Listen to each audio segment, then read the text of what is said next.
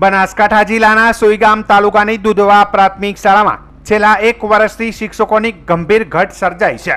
કુલ 11 શિક્ષકોની મંજૂર જગ્યાઓમાં 8 જગ્યાઓ લાંબા સમયથી ખાલી છે। લાંબા સમયથી કોઈ નવી ભરતી ન થતા બાળકોનું ભણતર ખોરવાઈ રહ્યું છે।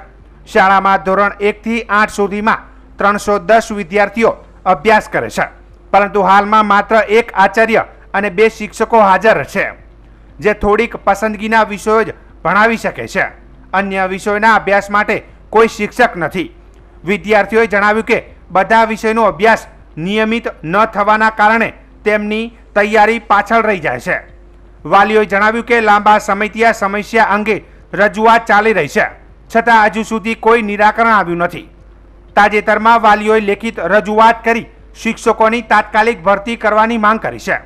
વાલીઓએ ચેતવણી ઉચ્ચારી છે કે જો આવનારા દિવસોમાં શિક્ષક નિયુક્તિ નહીં થાય તો તેઓ ગાંધી ચિંધ્યા માર્ગે આંદોલન કરશે।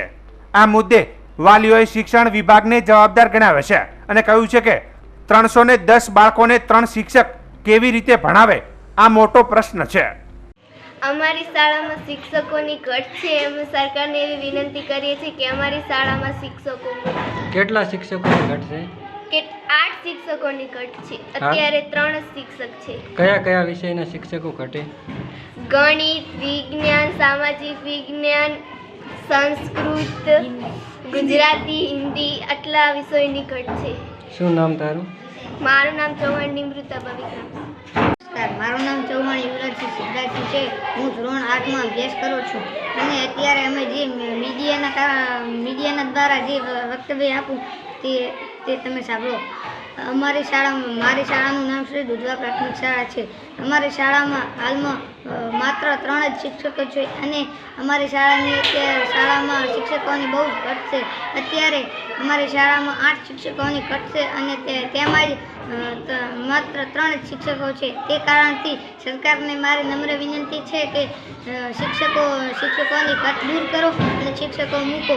અત્યારે અમારે જ્યાં 8 વિષયો અભ્યાસ કરવા માટે છે, પણ તેમજ અત્યારે ફક્ત 2 વિષયનો જ અભ્યાસ થાય છે, તેમજ 4 વિષય ગણિત, વિજ્ઞાન, સંસ્કૃત અને સામાજિક વિજ્ઞાન આ 4 વિષય ફક્ત તેમને જ રહે છે।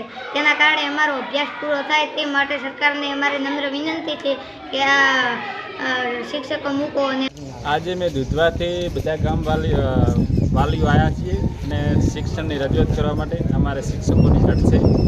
આજે અરજી આલી છે અને રજૂઆત કરે છે। જો હજી એનો કોઈ નિર્ણય નહીં આવે તો અમે આગળ ગાંધી ચિંધ્યા માર્ગે જાશું અને આગળ મોટું આંદોલન કરશું। કેટલા શિક્ષકોની ઘટ છે? શિક્ષકો 8 શિક્ષકોની ઘટ છે અમારે। અત્યારે બાળકોનું ભણતર બગડી રહ્યું છે, ઘરના નથી ને ઘાટનાય નથી।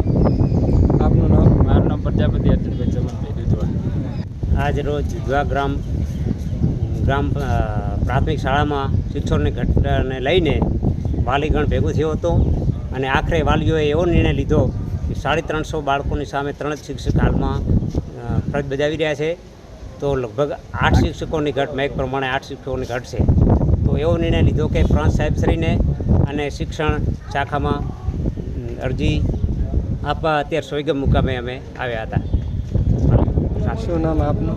મારું નામ કુમારસિંહ સ્વરૂપસિંહ ચૌહાણ દુધવા। આજે દુધવા પ્રાથમિક શાળામાંથી વાલીઓ સોઈગામ પ્રાંત સાહેબને અરજી આપી છે અને અમારા દુધવા પ્રાથમિક શાળાની અંદરમાં ફક્ત 3 શિક્ષકો છે અને અત્યારે અમારે 8 શિક્ષકોની ઘટ છે અને જો 8 શિક્ષકો થોડા દિવસની અંદરમાં જો ભરતી નહીં થાય તો અમે ગાંધી જયંતિ માર્ગે આંદોલન કરીશું। આપનું નામ? ઠાકોર અમરભાઈ।